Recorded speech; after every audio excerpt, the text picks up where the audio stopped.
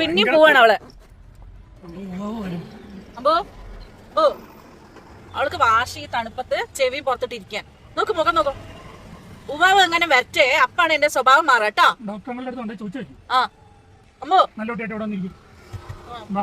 ചെവിയൊക്കെ തണുത്തിട്ട് അവളുടെ നല്ല തണുപ്പുണ്ട് കുഞ്ചു പുറത്തെ.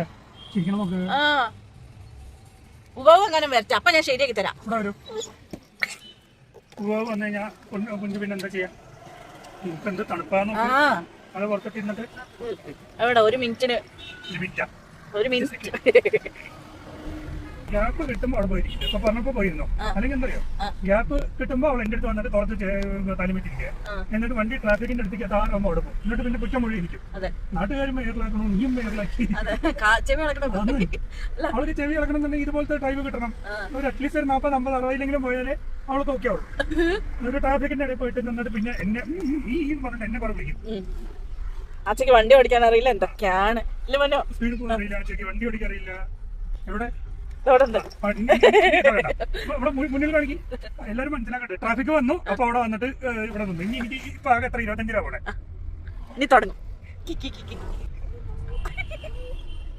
എടാ ഇപ്പൊ വണ്ടി ഓടുണ്ട്, പോയി നിക്കവിടെ നോക്ക്. ഇവിടെ എന്താ പറയണ്ടേ, നല്ല തിരക്കുണ്ടാവും. പറഞ്ഞിരുന്നു വേഗം അവിടെ പോയി നിക്കവിടെ.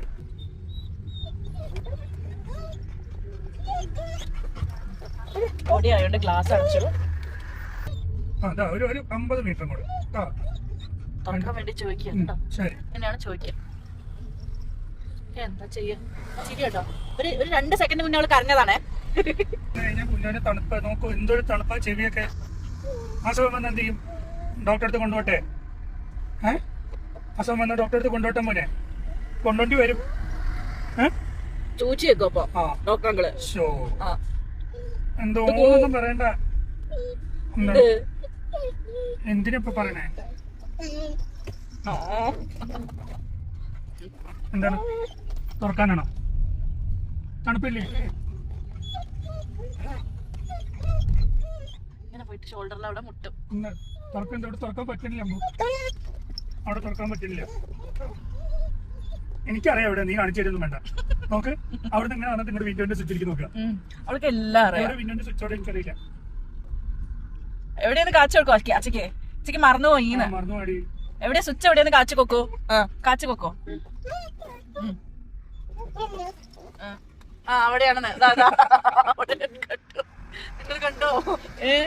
അവിടെയാണ് കുട്ടീന്റെ വിൻഡോന്റെ സ്വിച്ച്.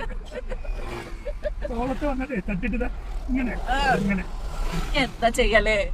അവളുടെ കൈയിന്റെ അടുത്തുള്ള സ്വിച്ച് അവർക്ക് അറിയില്ല. അല്ലാതെ ഒന്നും പറഞ്ഞില്ല. ഞാനൊന്നും പറഞ്ഞിട്ടില്ല. ഒറ്റയ്ക്ക് നടക്കാനാണ് കേട്ടാ കുഞ്ഞി പാറുവിന്. അവൾക്ക് ഒറ്റയ്ക്ക് നടക്കണം ഈ റോട്ടിലെ.